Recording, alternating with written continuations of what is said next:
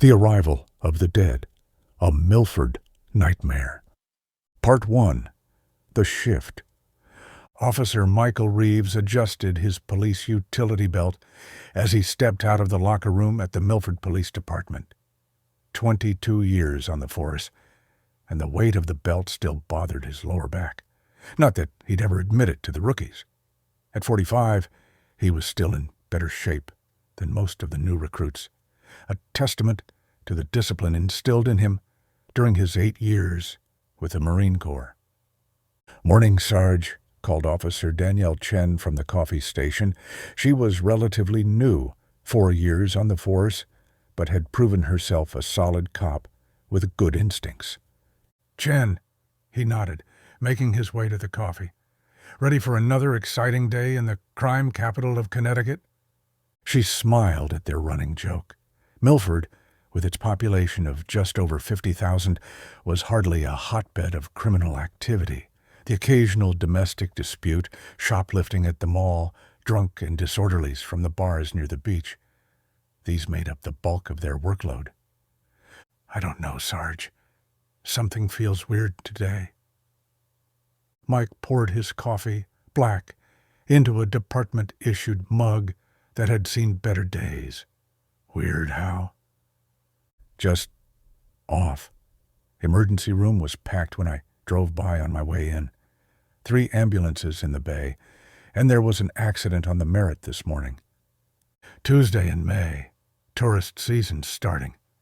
Nothing weird about that." Chen shrugged. "I guess. Kind of foggy out there, too." Mike took a sip of his coffee. It was terrible as usual, burnt and bitter, but it would do the job. Weather app says it'll burn off by noon. "Listen up, people." Lieutenant Rivera's voice cut through the morning chatter as he entered the briefing room. "Roll call in 2.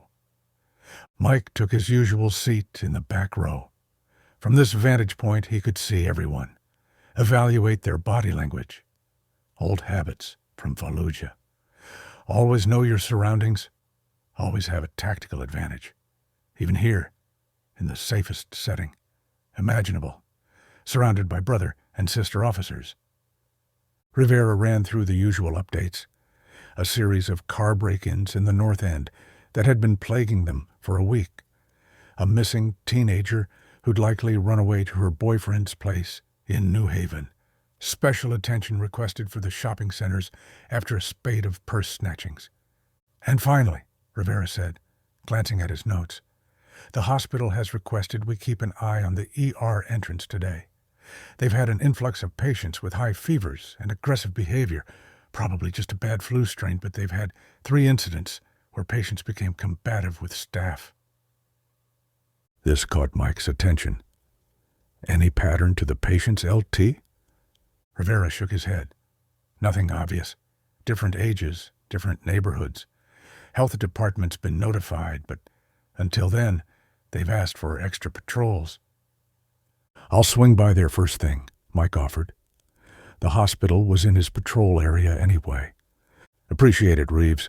All right, that's it. Be safe out there." As the briefing broke up, Mike caught up with Rivera in the hallway. "Hey, LT, any more details on this hospital situation?" Rivera lowered his voice. "Not officially, but my wife works in admin there. Says they admitted 15 people overnight with the same symptoms. High fever, disorientation, extreme agitation, 2 bit hospital staff." "Bit? Like actually bit them?" "That's what she said. 1 orderly needed stitches. They've got the behavioral health team involved, thinking it might be some kind of mass psychosis event." Mike frowned. "Sounds like PCP or bath salts." "That was my first thought, too. Tox screens are pending. Just keep your eyes open, okay? If you see anyone acting erratically, I'll keep my distance and call for backup. Not my first rodeo with drug-induced psychosis." Rivera nodded, patting Mike's shoulder. "I know. That's why I want you checking it out. You've got the experience to handle it if things go sideways." 20 minutes later, Mike was in his patrol car, Unit 317, heading toward Milford Hospital. The morning fog still lingered, especially near the water. It gave the coastal town an eerie, isolated feeling like being wrapped in cotton. The streets were quieter than usual for a Tuesday morning. Even the usual commuter traffic along the post road seemed lighter. His radio crackled. "All units, be advised, multiple 911 calls reporting a disturbance at the Shell station on Boston Post Road and Cherry Street. Caller reports an individual attacking customers. Possible 10 to 10 in progress." Mike was only 2 blocks away. 317 responding. ETA 1 minute. 10-4-317. Use caution. Caller reports the subject appears to be under the influence and extremely violent. Copy that. Mike flipped on his lights, but kept the siren off as he approached the gas station. No need to escalate the situation before assessing it. Through the thinning fog, he could make out a small crowd gathered at the edge of the property. Several people, holding phones up, undoubtedly recording. He pulled into the lot and immediately spotted the disturbance. A man in a blood-stained business suit was on top of another man near the gas pumps. Even from this distance, Mike could see he was biting the victim's face. Mike hit the siren once, a short whoop, and grabbed the PA mic. "Police! Stop what you're doing and back away from that man." The attacker didn't even look up. Mike exited his vehicle, hand on his holster, but not drawing yet. "Sir, police officer, get off him now." Still no response. The crowd of onlookers had grown, but none were intervening, just filming with their phones from a safe distance. Mike moved closer, unclipping his taser. The department protocol was clear. Taser, first in violent confrontations where lethal force wasn't immediately necessary. As he closed the distance, he got his first good look at the attacker.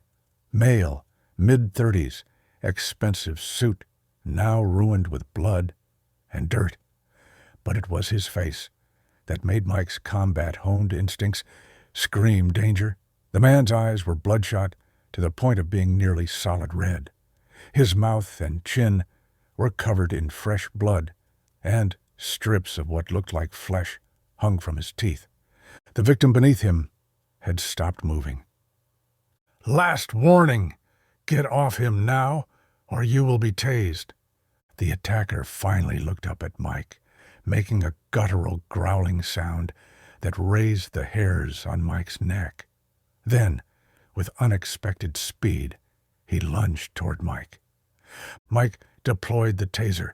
The probes hit the man square in the chest, and he dropped to the ground, body rigid from the electrical current. Standard response.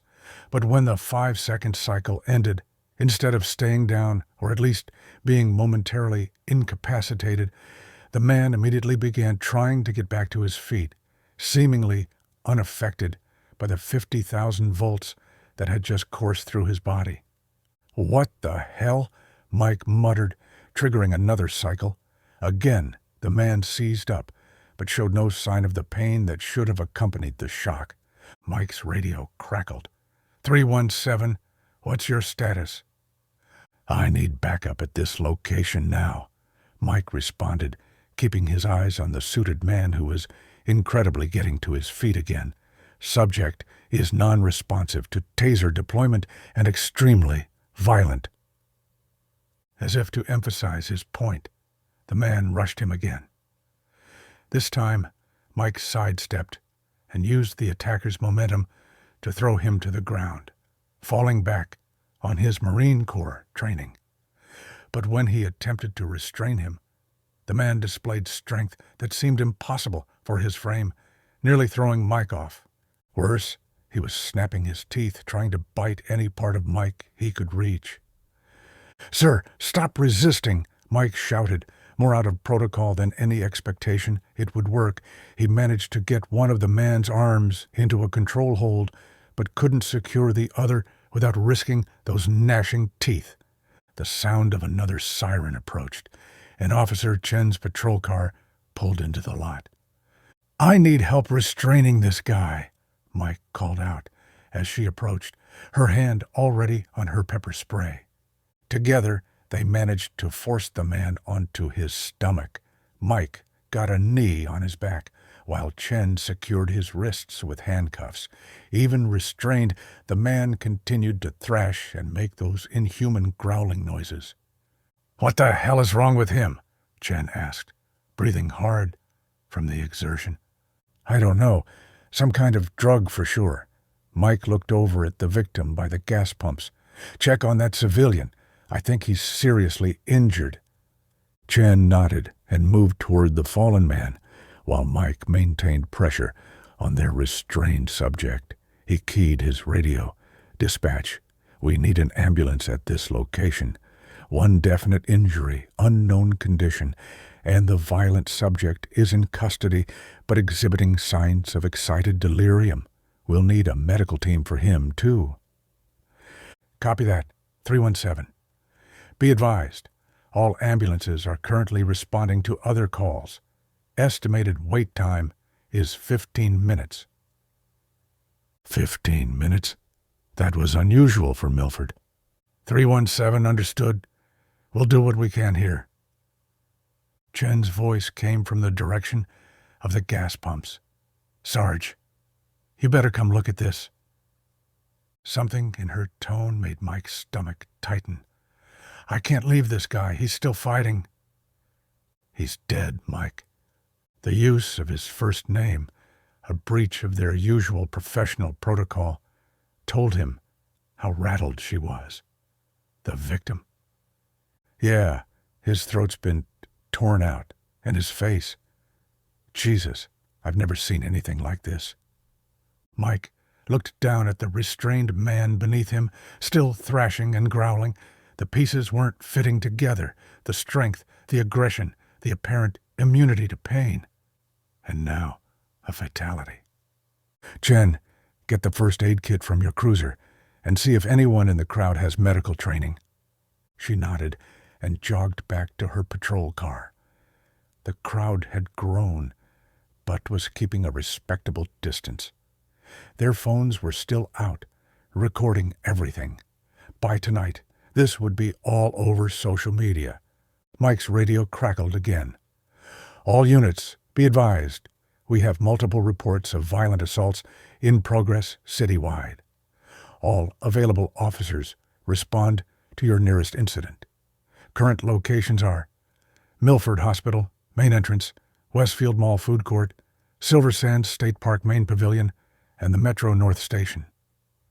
That was unprecedented for Milford. 4 simultaneous violent incidents. "Dispatch, 317. Can you confirm the nature of these assaults?" There was a brief pause before the dispatcher responded, her usually calm voice tinged with stress.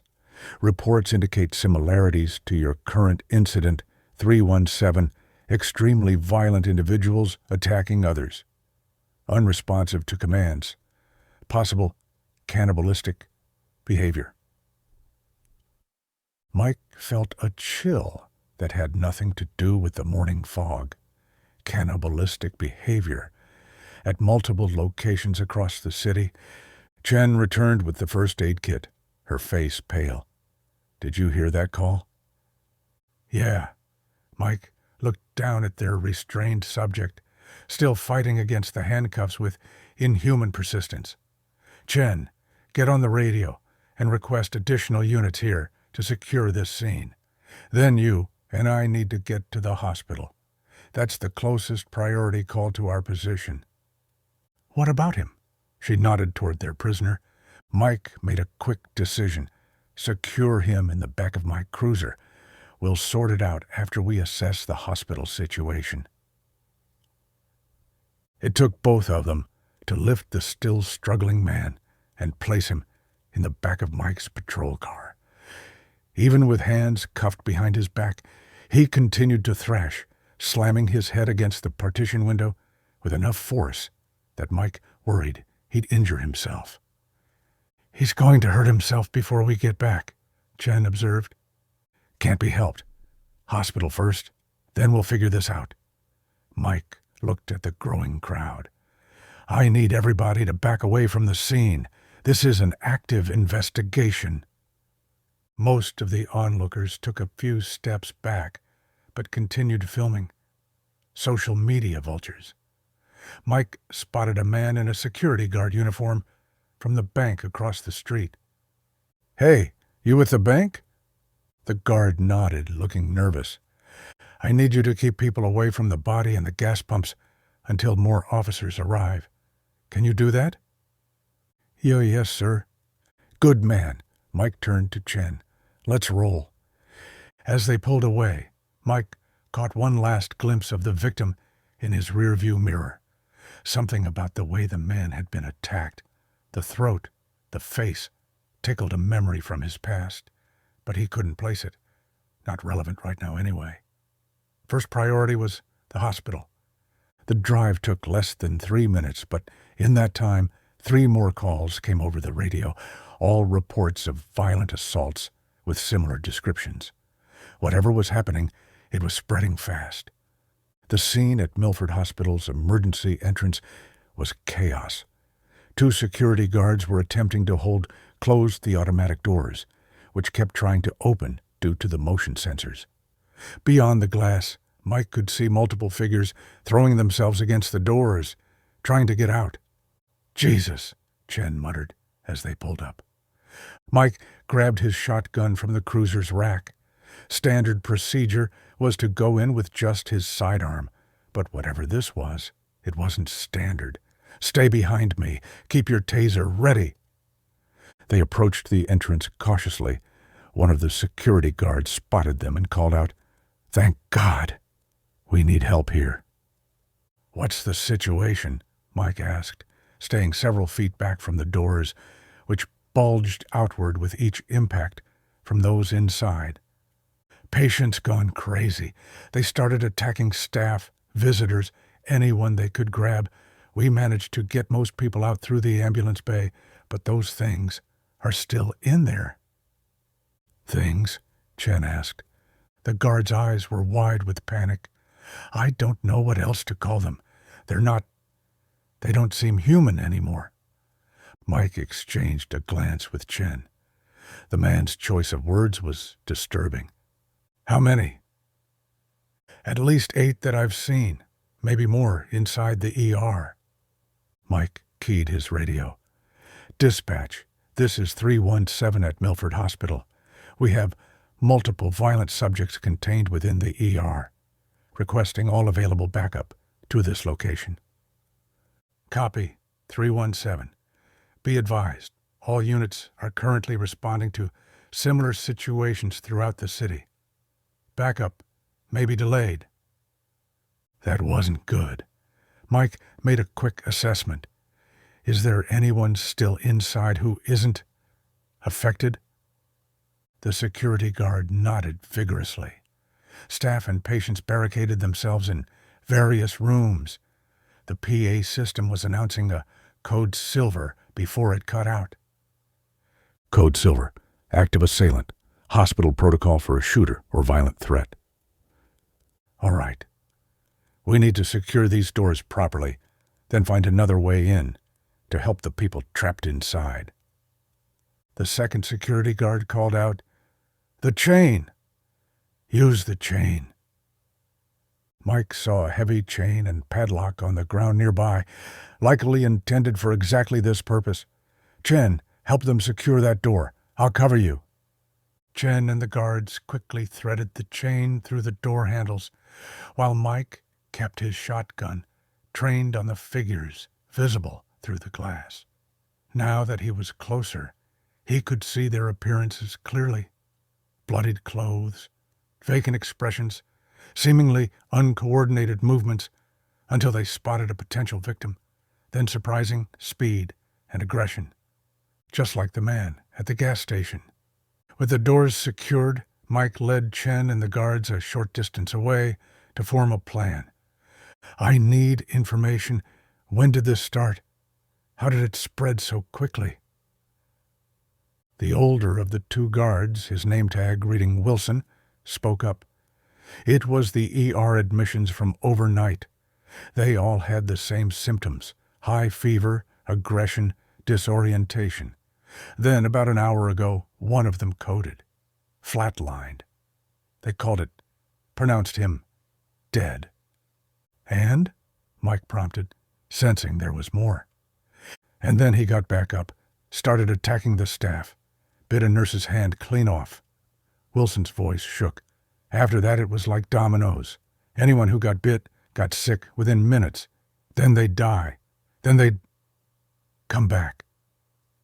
Mike felt that familiar combat coldness settling over him. The situation was insane, impossible. But his training, both as a Marine and a police officer, kept him focused on the immediate problem rather than the larger implications. Is there a secure way we can get into another part of the hospital? Wilson nodded. Employee entrance on the south side. Keycard access only. Good. We'll head there. Our priority is to locate and extract any uninfected staff and patients. Infected? Chen's voice was tight. Sarge, what exactly do you think is happening here? Mike met her eyes. I don't know what to think, Chen, but whatever it is, it's spreading, and it's spreading through bites. So we treat it like an infection until we know different. He turned back to the security guards. Either of you armed? Wilson nodded. Standard issue Glock 19. Good. You'll come with us. And you, he looked at the younger guard. I need you to maintain a perimeter here. Don't let anyone approach those doors. If backup arrives, direct them to the employee entrance. The young guard looked terrified, but nodded his understanding. As they moved toward the south side of the building, Mike's radio came alive with chatter, reports from across the city describing identical situations. The mall, the train station, the beach, even the police station. All units be advised, came the dispatcher's voice, noticeably less composed now. Milford PD headquarters is implementing emergency protocol Delta. Station is compromised. Repeat, station is compromised. Delta protocol. Mike had only seen it in training manuals. It meant the police station itself was no longer secure, and all officers should avoid returning there. This is really happening, Chen said quietly. Focus on what's in front of us, Mike replied, falling back on his combat training. One problem at a time. They reached the employee entrance. Wilson swiped his card, and the door clicked open. Mike entered first, shotgun ready, scanning the dimly lit corridor. Emergency lights cast an eerie red glow. The hospital had switched to backup power. Where would survivors most likely be? Wilson thought for a moment. Administration offices on the second floor have good locks. The pharmacy is also secure, and the maternity ward has emergency protocols to seal the entire unit. Maternity first, Mike decided. New mothers and babies are the most vulnerable. They moved cautiously through the corridors, hearing distant screams and crashes echoing through the building. Twice they had to detour around blood-smeared hallways where the growls of the infected could be heard. When they reached the stairwell, Mike paused. Listen to me. If we encounter any of these infected individuals, aim for the head. Center mass won't stop them. The head? Chen looked disturbed. How do you know that? Mike hesitated. How did he know that? It wasn't police training. It was something else. Something from his Marine days. No, that wasn't right either. Just trust me on this. Headshots only. As they climbed the stairs toward the maternity ward, Mike couldn't shake the feeling that he was remembering protocols for a situation he'd never been trained for, at least not in reality. But there was no time to dwell on it. The maternity ward doors were just ahead, and the sound of an infant crying beyond them was both a relief and a call to action. Whatever was happening in Milford, whatever impossible nightmare was unfolding, his job remained the same: protect and serve. Everything else could wait. Part 2. The Outbreak. They reached the maternity ward entrance to find it barricaded from the inside, a good sign that someone with sense had taken charge. Mike knocked firmly on the door. "Milford Police Department. We're here to help." There was a shuffling behind the door, then a woman's voice. "How do I know you're not infected?" "I'm Sergeant Michael Reeves, badge number 4472. I have Officer Chen and a security guard named Wilson with me. None of us are injured or infected." A moment of silence then. "Step back from the door where I can see you through the window." Mike complied, moving where he could be seen through the small, wire-reinforced window in the door.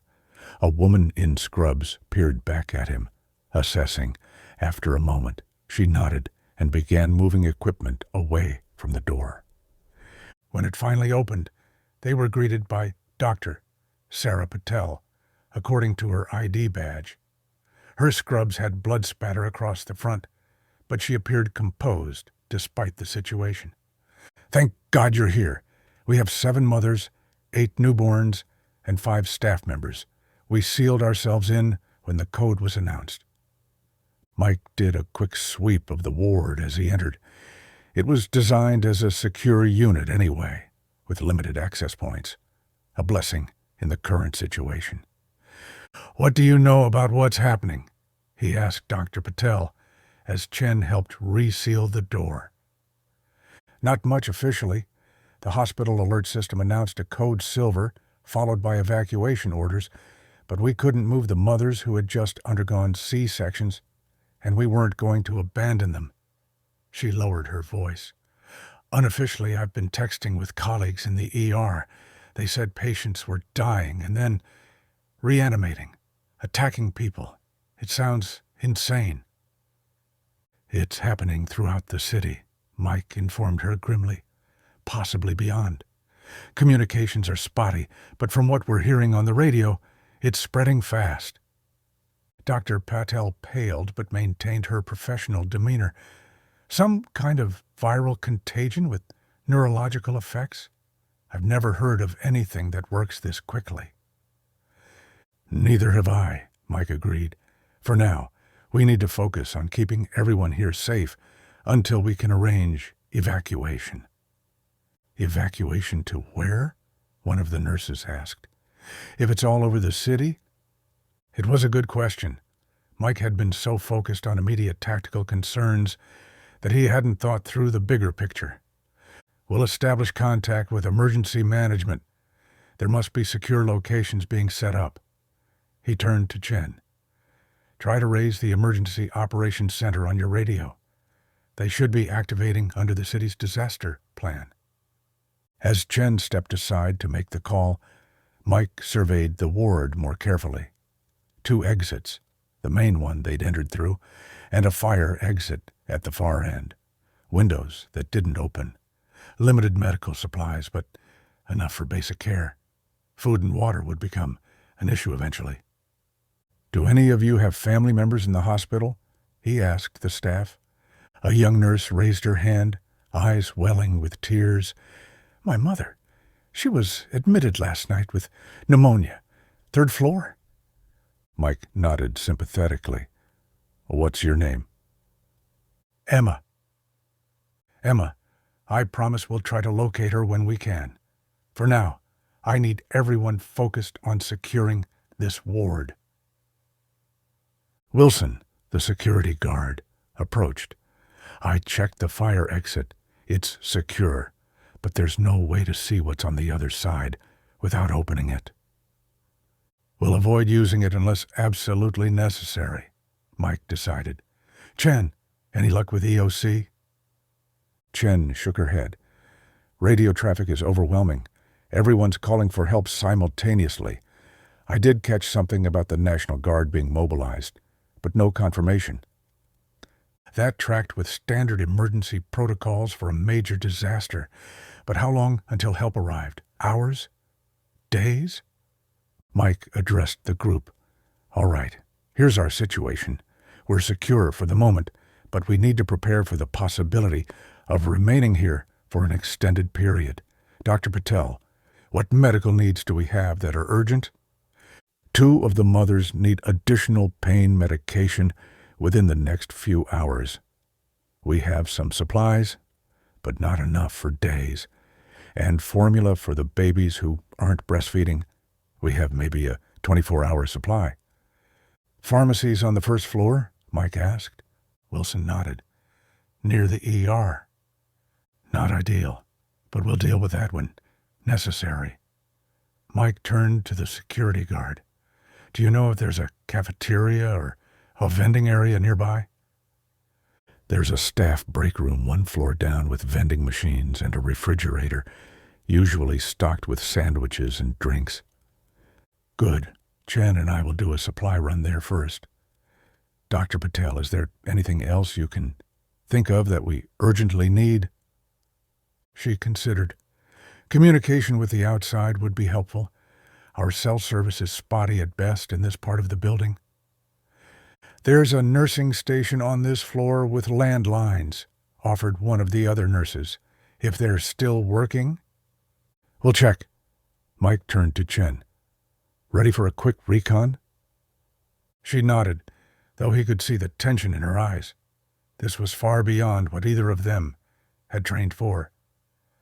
As they prepared to head out, Mike pulled Wilson aside. If we don't come back, don't open that door for anyone. Understand? The guard swallowed hard but nodded. Mike and Chen moved cautiously into the hallway, closing the maternity ward door behind them. The corridor was eerily quiet, emergency lights casting long shadows. Nursing station first, Mike whispered, then the break room. They moved in the standard police formation for clearing the building, one covering while the other advanced. The nursing station was just 50 feet down the hall, seemingly untouched by whatever chaos had engulfed the rest of the hospital. Chen checked the phones. Dead. Figured as much. Let's hit the break room and get back. They found the stairwell and descended 1 floor. This level was darker, with several of the emergency lights shattered. Blood smears decorated 1 wall, leading away from them down the corridor. Sarge, Chen whispered, pointing to the floor. A security guard's badge lay in a small puddle of blood. Mike picked it up. Might be useful. Stay alert. The break room door was partially open. Mike approached cautiously, listening for any sound within. Hearing nothing, he nudged the door wider with his shotgun barrel and swept the room visually. It was clear and untouched. Vending machines lined 1 wall, a refrigerator hummed in the corner, and a microwave sat on a counter. It looked so normal, so at odds with the nightmare unfolding around them. Jackpot, Chen whispered, spotting the refrigerator. Let's load up. They found a supply of bottled water, pre-packaged sandwiches, fruit, and yogurt. Not gourmet, but enough to sustain their group for at least a day. Chen emptied her duty bag to make room for the supplies. Vending machines? She suggested. Mike considered the noise breaking the glass would make. Too risky. This will do for now. As they prepared to leave, a wet, shuffling sound came from the hallway. Mike raised his shotgun, motioning for Chen to take position beside the door. The shuffling grew louder, accompanied by a low, guttural moaning. Through the partially open door, a figure lurched past, a man in patient scrubs, his IV pole still attached to his arm, dragging behind him. The side of his neck had been torn open, the wound no longer bleeding but gaping obscenely.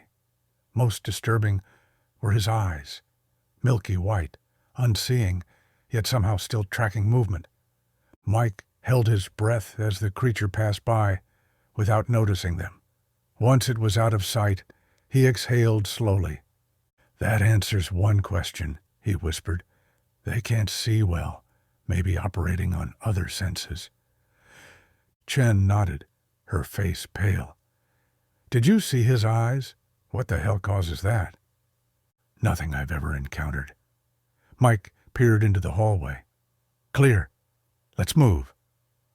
They retraced their steps to the stairwell, freezing, when the door above them banged open.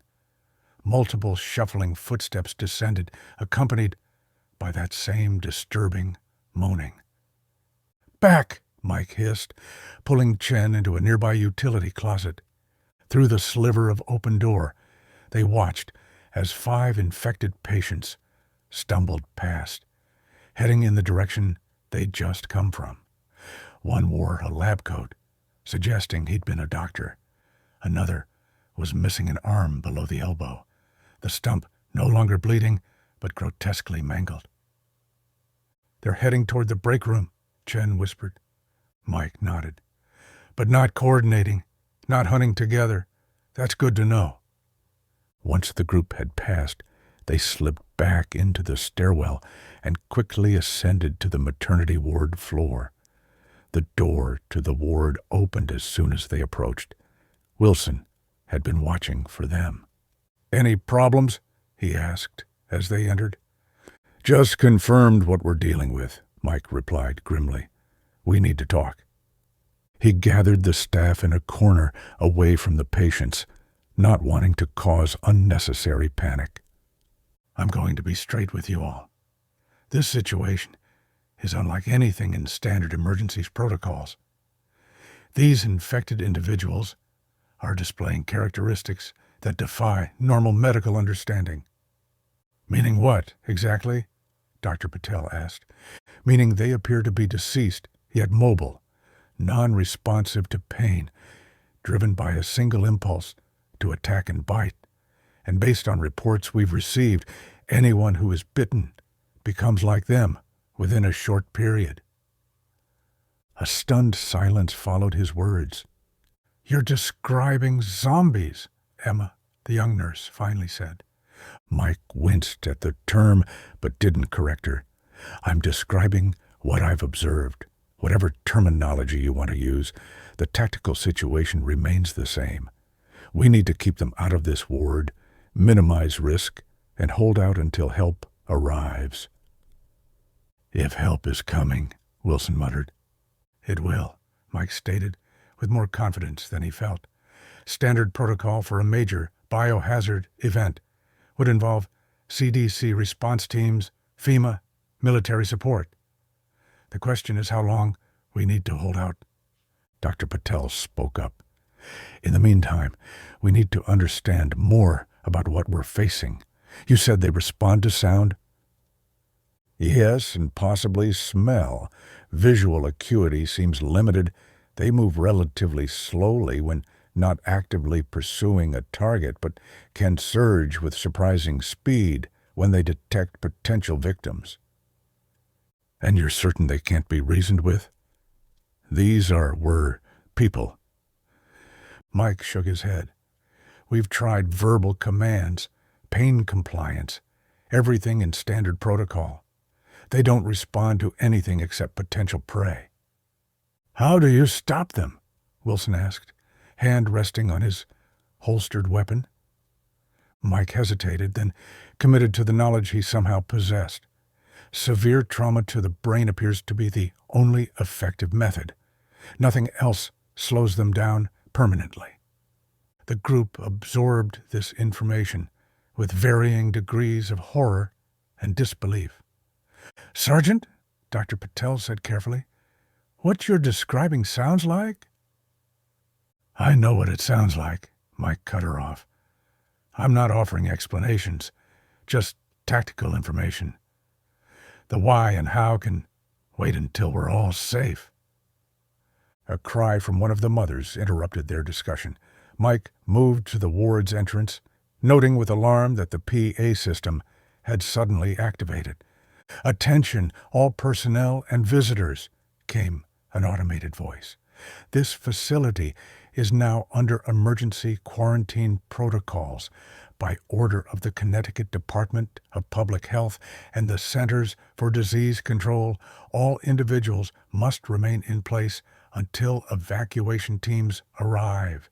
Any attempt to exit the facility will be considered a violation of emergency public health orders." The message repeated once, then cut off. "Well, that confirms official response," Chen noted. "But no time frame," Mike added. He checked his watch. 1:37 p.m. They'd been dealing with this situation for nearly 5 hours already. His radio crackled, breaking the tense silence. "All City of Milford emergency personnel. This is Emergency Operations Center. We are establishing a secure zone at Jonathan Law High School. All unaffected civilians should be directed there. Medical triage is being set up.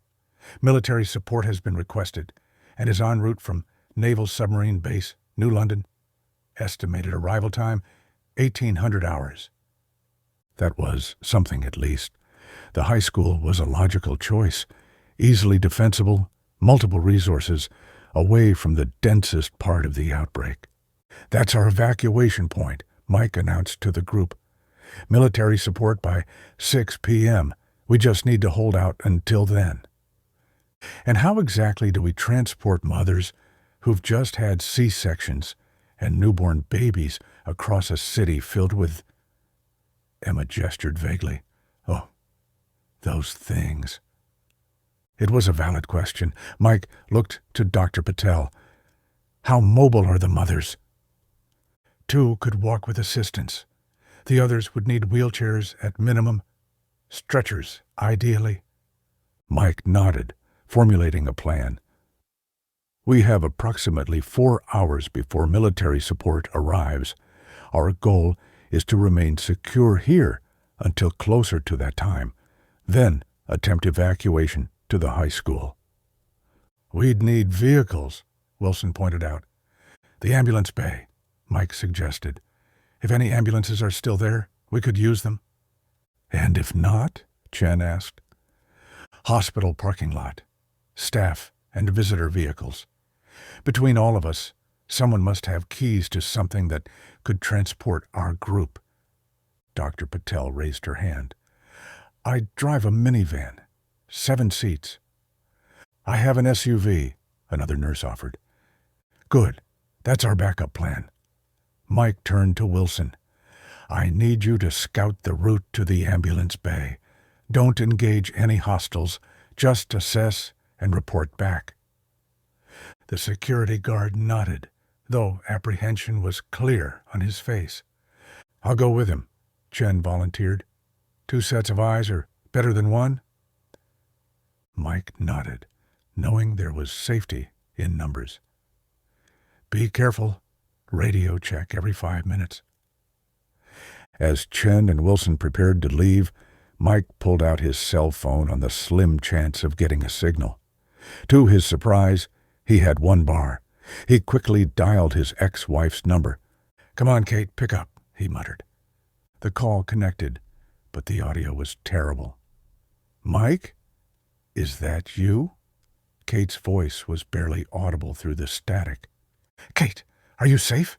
Is Abby with you? Their 19-year-old daughter was supposed to be home from college for the weekend. We're home. Doors locked. What's happening? People are saying." The call deteriorated further, cutting in and out. "Stay inside. Don't let anyone in who's injured. Military evac at the high school by 6. He wasn't sure how much she heard before the call dropped entirely. Mike pocketed his phone, his jaw tight with worry. His house was on the north side of town, away from the hospital and downtown where the outbreak seemed most concentrated. But for how long? "Everything okay?" Dr. Patel asked. "Yeah," Mike lied. "Just checking on family." The next 3 hours passed in tense anticipation. Chen and Wilson returned from their reconnaissance with mixed news. The ambulance bay had 2 functional ambulances, but the route there was crawling with infected. The hospital parking lot was more accessible, but would require moving across open ground. Dangerous with limited mobility patients and infants. By 4:30 p.m., they had formulated a plan. They would move as a group to the parking lot, secure the vehicles identified by those with keys, then make a convoy to Jonathan Law High School. The military would be arriving soon after, assuming the EOC information was accurate. "Everyone clear on their roles?" Mike asked the group. They had divided responsibilities. Who would carry what supplies? Who would assist which patients? Who would provide security? Nods all around, though fear was evident on every face. "Let's do a final check of equipment and supplies before we move out." As they prepared, Mike felt a growing sense of unease. Something about the infected they'd encountered in the hospital didn't match his earlier observations. They seemed to be evolving, becoming more aggressive, more coordinated. The last group they'd spotted had actually appeared to be moving together, almost hunting as a pack. At 5:15 p.m., they began their evacuation. The group moved slowly through the hospital corridors, Mike taking point with his shotgun, Chen bringing up the rear. Between them, staff members helped the still-recovering mothers, some in wheelchairs, others shuffling painfully on foot. The newborns, thankfully, remained quiet, perhaps sensing the need for silence. They reached the service elevator without incident, avoiding the stairwells, which had proven to be collection points for the infected. As the elevator descended to the ground floor, Mike reminded everyone of the plan. Quick and quiet to the parking lot. No stopping for anything. If anyone gets separated, the rendezvous point is Dr. Patel's van. The elevator doors opened to a dimly lit corridor. It appeared clear, and they moved forward cautiously. They were halfway to the exit when they heard it, a chorus of moans growing louder by the second. "They heard the elevator!" Chen hissed. "Move faster," Mike ordered, though he knew the mothers with C-section incisions could barely manage their current pace. They pushed through a set of double doors, and Mike's heart sank. The corridor ahead was filled with infected, at least 20 of them, blocking their path to the parking lot exit. And worse, they had noticed the group immediately, their milky eyes fixing on the living with terrible hunger. "Back! Back!" Mike shouted, firing his shotgun at the nearest infected. The blast took the creature's head clean off, but the others surged forward, unconcerned with their fallen companion. The group retreated through the double doors, Wilson and another staff member attempting to hold them closed as the infected threw themselves against the other side. "The service exit," Wilson grunted, struggling against the increasing pressure. "Through the kitchen." Mike nodded. "New plan. Everyone follow Wilson. Chen, help me hold these doors." Dr. Patel hesitated.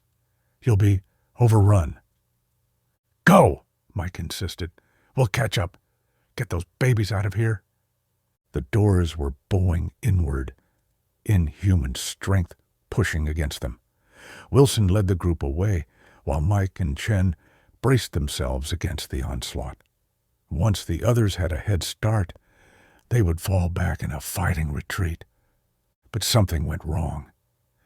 As the infected continued to press against the doors, a different sound came from behind them. More moaning. Mike turned his head to see a second group of infected emerging from a side corridor, cutting off their retreat path. "They're behind us!" Chen shouted, the panic finally breaking through her professional demeanor. "We're surrounded," Mike realized. He keyed his radio. "Wilson, be advised. Large group of infected has cut off our position. Do not, repeat, do not attempt to return for us. Continue to extraction point." Wilson's voice crackled back. "Understood. God be with you both." The doors finally gave way and the infected poured through. Mike fired repeatedly, dropping the front runners, creating a momentary wall of fallen bodies. But there were too many. For every one he dropped, 3 more pushed forward. "Chen, fall back to that office." Mike pointed to a door 10 feet away. "I'll cover you." Chen made a dash for it while Mike continued firing. When she reached it, she called, "It's locked." Mike fired his last shell, then turned to run. As he did, he felt hands grasp his uniform, pulling him back. He struggled, breaking free momentarily, but more hands seized him. "Chen, run!" "Find another way," he shouted. Officer Chen stood frozen for a moment, then turned and sprinted down the corridor, disappearing around a corner with several infected in pursuit. Mike fought desperately as the creatures pulled him down. His combat knife came free from its sheath, and he stabbed upward, catching one infected under the chin, driving the blade into its brain. It collapsed, but others took its place, tearing at his tactical vest, searching for flesh. Teeth found his forearm, ripping through the uniform's sleeve. The pain was immediate and searing. Another set clamped onto his shoulder. A third tore into his calf. Mike continued to fight, taking down 2 more with precise stabs to their eye sockets, but the outcome was inevitable. As the infected began to feast, Mike's last thoughts were of his daughter, hoping she and Kate had made it to safety, hoping the military would arrive in time to save some of Milford's citizens. His vision darkened as the creatures tore into him, and consciousness mercifully slipped away. Part 3. The End of Days. Wilson led the remaining survivors through the hospital's service corridors, the sounds of combat fading behind them. The mothers moved as quickly as their conditions allowed, faces etched with terror. Every few seconds, an infant's cry would pierce the air, quickly hushed by anxious staff. "This way," Wilson whispered, gesturing toward a metal door marked "Kitchen Staff Only." They filed through into the industrial kitchen, the space eerily abandoned mid-preparation. Knives lay on cutting boards beside partially chopped vegetables. A pot of soup still simmered on one of the burners. It felt like the employees had vanished only moments ago. "The loading dock is through there." Wilson pointed to another door across the kitchen. "That will put us right by the parking lot." Dr. Patel nodded, helping a mother who was struggling to keep pace. "How much farther to your van?" "About 50 yards across open space. Row C double quote." One of the nurses spoke up. "I don't like this. What happened to Officer Chen and Sergeant Reeves?" Wilson's face was grim. "They bought us time. We need to use it." Emma, cradling a newborn, wiped tears from her face. "We can't just leave them?" "We have to," Wilson said firmly. "They knew the risks. Our priority is these mothers and babies." They reached the loading dock door and paused. Wilson peered through the small window. "I see maybe 5 infected in the immediate area. The parking lot beyond looks clearer." "Do we wait?" asked Dr. Patel. "The military will be arriving soon." Wilson checked his watch. 5:40 p.m. No guarantee they'll search the hospital immediately, and we don't know how long Chen and Reeves can hold that corridor. A crash from somewhere in the kitchen behind them made the decision urgent. Someone, or something, was following their path.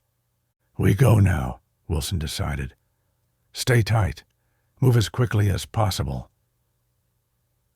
He pushed open the door, raising his service pistol. The infected in the loading area turned at the sound, their moans escalating from idle to hungry as they spotted the group. Wilson fired twice, dropping the nearest two with surprisingly accurate headshots. "Move! Move!"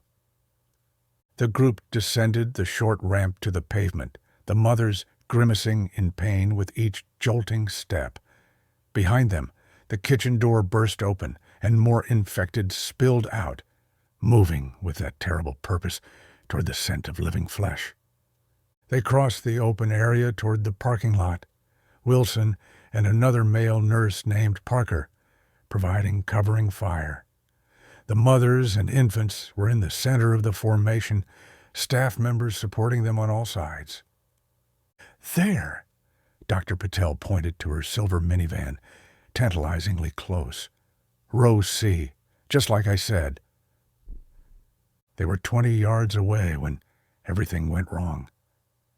The sound of gunfire had drawn attention. From between parked cars, dozens of infected began to emerge. Hospital patients in bloody gowns, visitors in casual clothes, medical staff still wearing scrubs and lab coats. All moved with the same shambling gait. All emitted the same chilling moans. All reached with torn and bloody hands toward the living. "We're cut off," Parker shouted, firing at the closest infected but unable to stem the flow. Wilson made a split-second decision. Change of plan. Back to the loading dock. We'll barricade ourselves in the kitchen until help arrives. They began a fighting retreat, but the infected were closing from all sides now. One of the mothers screamed as bloody hands seized her wheelchair, pulling her backward. Emma lunged to help, still clutching a newborn, but was caught herself by another infected that had approached unseen from behind a car. "Emma!" Dr. Patel cried, reaching for the baby. The infected sank its teeth into Emma's shoulder. She screamed but managed to thrust the infant into Dr. Patel's arms before being dragged down.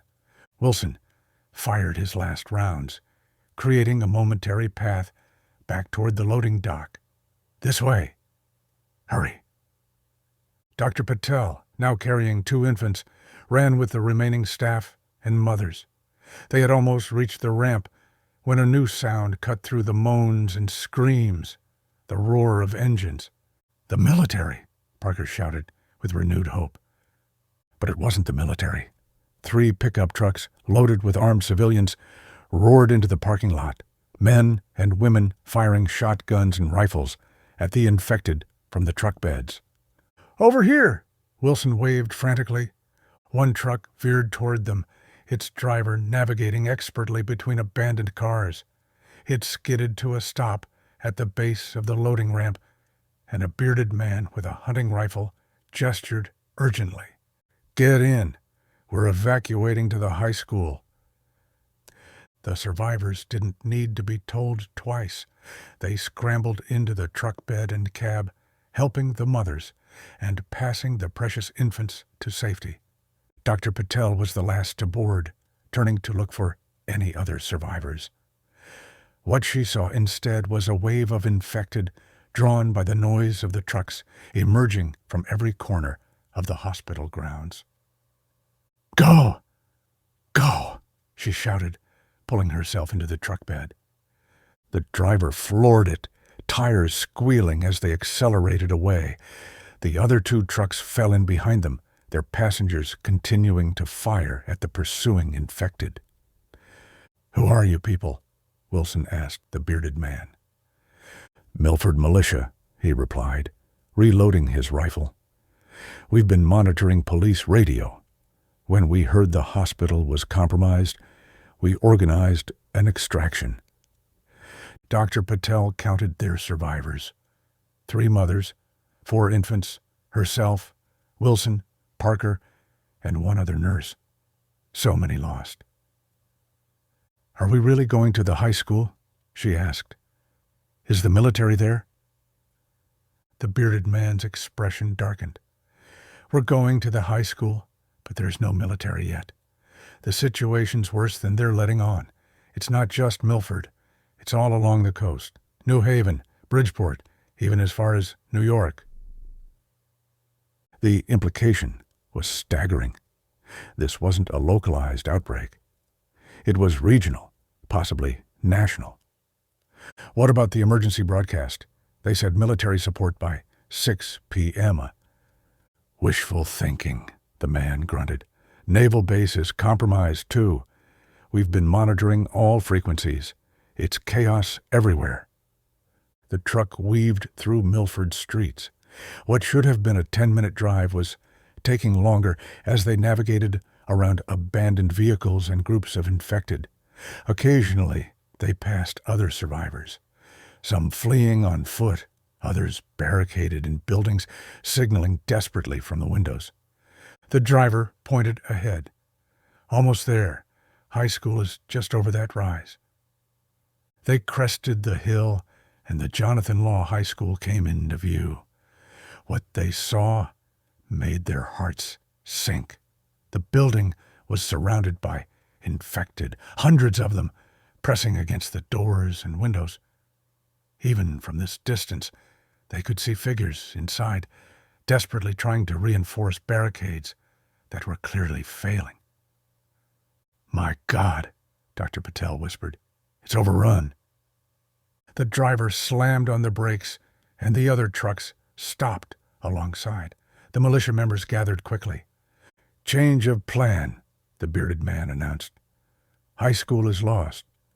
We head for the backup location, Silver Sand State Park. The peninsula is defensible, and we can see anyone approaching by land." One of the other militia members, a woman with a tactical vest and AR-15, spoke up. "Saltwater might slow them down, too. They don't seem to like crossing water." "How do you know that?" Wilson asked. "Observation. We've been dealing with these things for hours longer than the official response, learning their behaviors, weaknesses." The small convoy changed direction, heading toward the coast. As they drove, Dr. Patel tended to the mothers and infants as best she could, with limited supplies. One mother was burning with fever. She'd been scratched during their escape, though she swore she hadn't been bitten. "How are you feeling?" Dr. Patel asked quietly, checking the woman's pulse. It was racing. "Hot, so hot, and my head pounding." Dr. Patel shared a concerned look with Wilson. They both knew what those symptoms likely meant. Having seen the progression firsthand at the hospital, the truck hit a pothole, jolting everyone. The woman cried out in pain, clutching her abdomen where her C-section incision was. When she pulled her hand away, it was covered in blood. The stitches had torn. "I need to stop the bleeding, Doctor," Patel said urgently. "We need to pull over." The driver shook his head. "Too dangerous. We're almost to the park." "She won't make it that far." The bearded man looked back at the bleeding woman, then at the infants. A hard decision played across his face. "We can't risk the whole group." Dr. Patel stared at him in disbelief. "What are you saying? We can't just let her die?" "She's already dying," he said bluntly, "and we all know what happens after that." The mother, despite her pain and fever, understood. "My baby," she gasped. "Promise you'll take care of my baby." Dr. Patel clutched the woman's hand. "You're going to be fine. We'll get you treated at the park." But they all knew it was a lie. Silver Sand State Park appeared ahead, the narrow causeway leading to the small peninsula jutting into Long Island Sound. True to the militia woman's observation, the infected seemed to be avoiding the water, clustering at the mainland side of the causeway, but not venturing onto it. The trucks drove across and into the park proper. About 24 survivors had already gathered there, setting up a rudimentary camp Around the pavilion area, someone had started a bonfire, and people huddled around it against the evening chill. As they helped the mothers from the truck, the feverish woman collapsed, convulsing. Dr. Patel knelt beside her, but knew there was nothing she could do with the limited supplies available.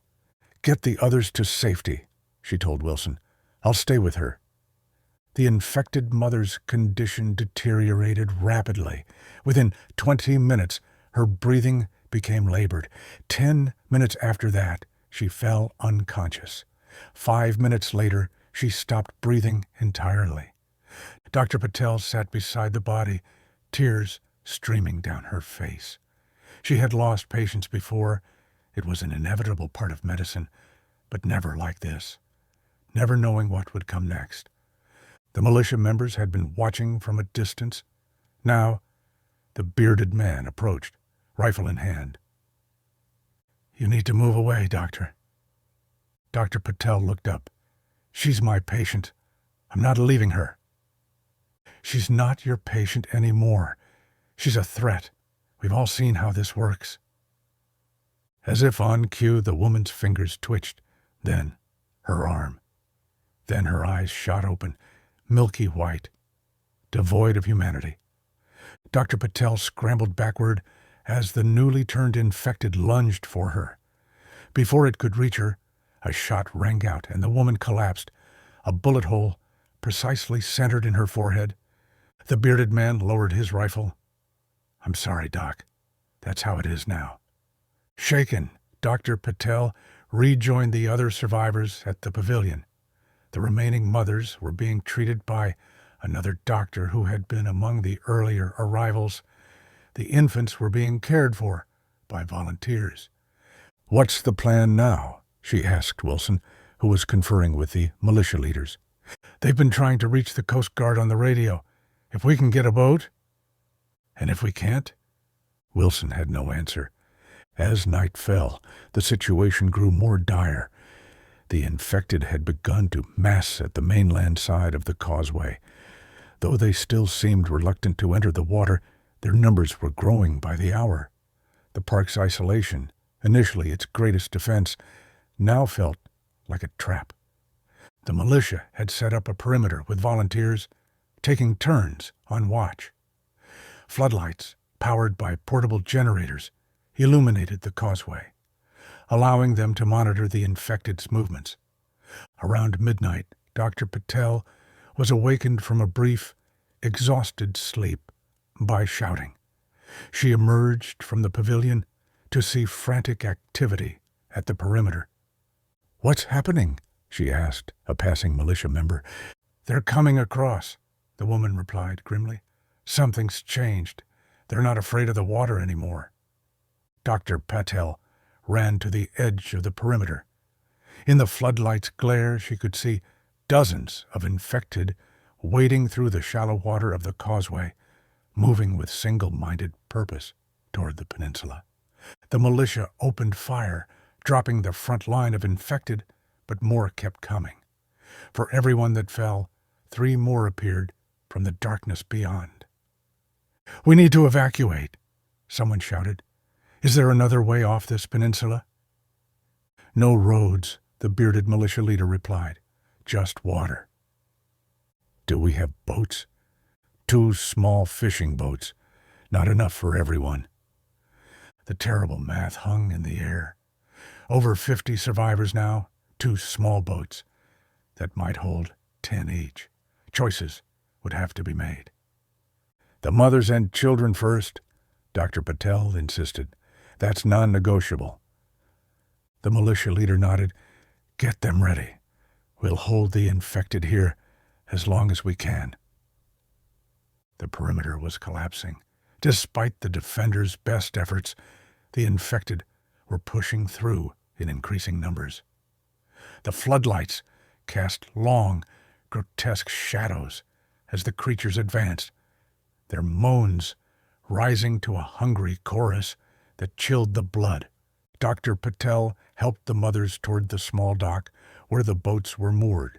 Behind them, The gunfire was becoming sporadic as defenders ran out of ammunition or were overrun. "Hurry!" called a fisherman waiting in one of the boats. "They're almost through?" The first boat was loaded. 2 mothers, 3 infants, and 2 caregivers. It pushed off from the dock, the outboard motor sputtering to life. As they prepared to load the second boat, a scream tore through the night. The infected had broken through the final defensive line. They poured toward the dock, dozens of them, moving faster now in the frenzy of the hunt. "Get in! Now!" Wilson shouted, helping Dr. Patel and the remaining mother aboard. The second boat was only half loaded when the infected reached the dock. The fisherman at the motor pulled the starter cord frantically, but the engine failed to catch. "Push off," Wilson ordered, using an oar to shove against the dock. The boat drifted a few feet into the water. The infected reached the edge of the dock. Most stopped, still showing that strange reluctance to enter deeper water, but not all. Several plunged in, their dead eyes fixed on the boat, arms reaching as they began an awkward but determined swim. "The motor! Start the damn motor!" someone screamed. The fisherman pulled again, and this time the engine sputtered to life. The boat began to move slowly at first, then with increasing speed. Dr. Patel looked back at the peninsula, now almost entirely overrun. The floodlights still shone, illuminating a scene from hell as the remaining defenders fought their last, hopeless battle. The bearded militia leader was visible for a moment, firing his rifle until the infected pulled him down. "Where do we go now?" she asked the fisherman, raising her voice over the engine's roar. "East," he replied. "Rhode Island. Maybe they're not hit as bad there." "And if they are?" He had no answer. The boats motored eastward along the Connecticut coastline, the lights of burning towns visible in the distance. Occasionally, they passed other watercraft, everything from luxury yachts to canoes, all packed with desperate survivors fleeing the coastal communities. By dawn, they were running low on fuel. The fisherman pointed to a small, wooded island about half a mile offshore. "We'll stop there. Wait for rescue."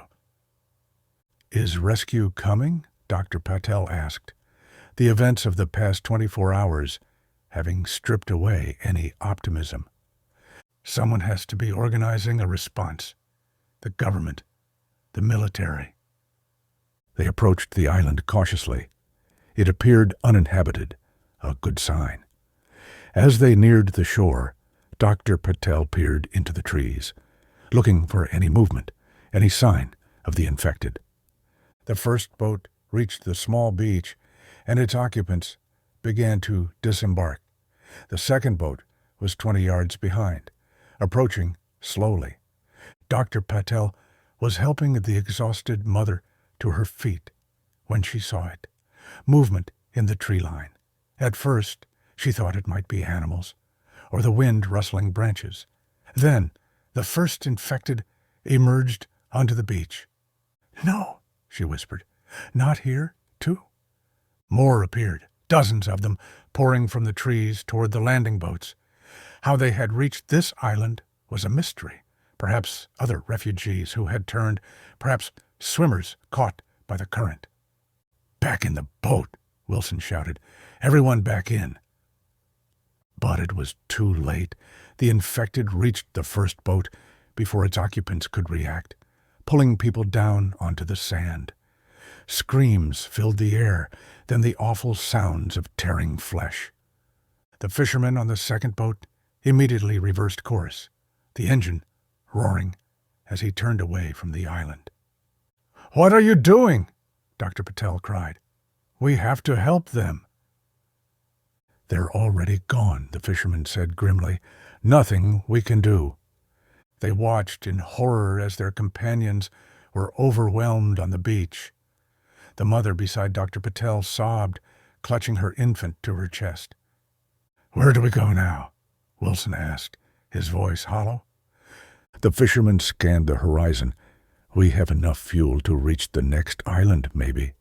After that—" His voice trailed off as he noticed something else. Shapes in the water, moving toward them. At first, Dr. Patel thought they were sharks or dolphins. Then one raised its head above the surface. A human face, or what had once been human? Milky eyes, torn flesh, mouth opening and closing in that terrible, hungry motion. They were swimming. Dozens of infected, somehow coordinating in the water, surrounding the small boat. "They can't climb in, can they?" asked the mother, panic rising in her voice. As if in answer, one of the infected lunged from the water, grasping the boat's gunwale with surprising strength. Its upper body flopped over the side, hands grasping for the nearest passenger. Wilson smashed an oar down on its head, and it fell back into the water, but more were approaching, hands reaching from all sides. "Full throttle!" Wilson shouted to the fisherman. "Get us out of here!" The engine roared, but the boat moved sluggishly. Too much weight, too little power. And the infected in the water seemed tireless, continuing their pursuit with single-minded determination. One by one, they began to breach the boat's defenses. A hand here, grabbing an ankle. Another there, pulling at the motor. The small craft began to list as the weight of clinging infected increased. "We're not going to make it, are we?" Dr. Patel asked quietly. Wilson met her eyes, then looked at the mother and infant. A decision formed in his expression. "You three have to," he said simply. Then, before anyone could stop him, he stood up. "Hey, over here!" he shouted, waving his arms. The infected in the water turned toward the movement and sound. Wilson looked once more at Dr. Patel, nodded, then jumped into the sea. The effect was immediate. The infected converged on the thrashing, living prey, momentarily forgetting the boat. The fisherman seized the opportunity, gunning the engine toward the open water. "No!" Dr. Patel screamed, reaching futilely toward where Wilson had disappeared beneath a churning mass of infected.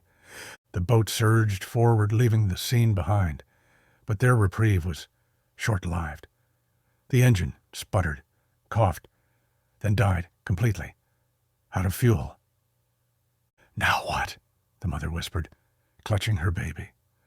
The fisherman checked his emergency kit. "I have a flare gun, one flare, if there's anyone out there to see it." Dr. Patel looked around at the empty horizon. No boats, no helicopters, no signs of rescue or civilization. Just water, the distant shoreline, and somewhere beneath them, the infected still swimming, still hunting. The fisherman fired the flare. It arced high into the morning sky, a brief, brilliant red star against the blue. Then it faded, leaving only smoke. They waited, drifting with the current. Minutes passed, then hours. The baby cried from hunger. The mother, exhausted beyond measure, hummed softly, trying to soothe it and herself. "Look!" the fisherman suddenly exclaimed, pointing toward the horizon. "A boat!" Dr. Patel shaded her eyes, squinting at the distant shape. Indeed, a vessel was approaching, larger than their small fishing boat, perhaps a yacht or small commercial craft. "We're saved," the mother breathed, tears of relief streaming down her face. As the boat drew closer, Dr. Patel could make out figures on deck. Several were moving with the stiff, uncoordinated motions she had come to recognize with dread. "No," she whispered. "It can't be." The approaching boat was piloted by no one. Its previous occupants had turned, and now they crowded the rails, their dead eyes somehow fixing on the small fishing boat and its living occupants. "They're everywhere," the fisherman said, his voice breaking. "There's no escape." The infected boat drew alongside, close enough that Dr. Patel could see the details. She wished she couldn't. The ragged wounds, the milky eyes, the mouths opening and closing in endless hunger. The first infected jumped the narrow gap between the vessels, landing heavily in their fishing boat. The impact rocked the small craft, nearly capsizing it. "Stay back!" the fisherman shouted, swinging an oar, but he was quickly overwhelmed as more infected leapt across. Dr. Patel shielded the mother and infant with her body, backing toward the bow. But there was nowhere to go, nowhere to run. "I'm sorry," she told the mother. "I'm so sorry." The infected closed in, hands grasping, teeth bared. The mother's scream was cut short. The baby's cry was the last human sound Dr. Patel heard before the creatures reached her. As teeth sank into her flesh, Dr. Patel's last thought was of Sergeant Reeves's warning hours or lifetimes ago. He had known somehow, known what they were facing, known how it would end. The infection spread through her system with impossible speed. Pain gave way to fever, fever to delirium, delirium to darkness. And then, hunger. Dr. Sarah Patel opened her eyes, milky white now, and joined the others in their endless hunt. Another soul lost to the tide of living dead that had consumed Milford, Connecticut, and was rapidly devouring the world beyond. The outbreak had been contained for mere hours. The response had been too little, too late. Now only the dead walked the earth, an endless army growing with each passing day as the last pockets of humanity fell one by one. In the end, there were no heroes, no last-minute rescues, no miracle cures, only the inexorable spread of the infection and the hunger that would never be satisfied. Milford was just the beginning. The end.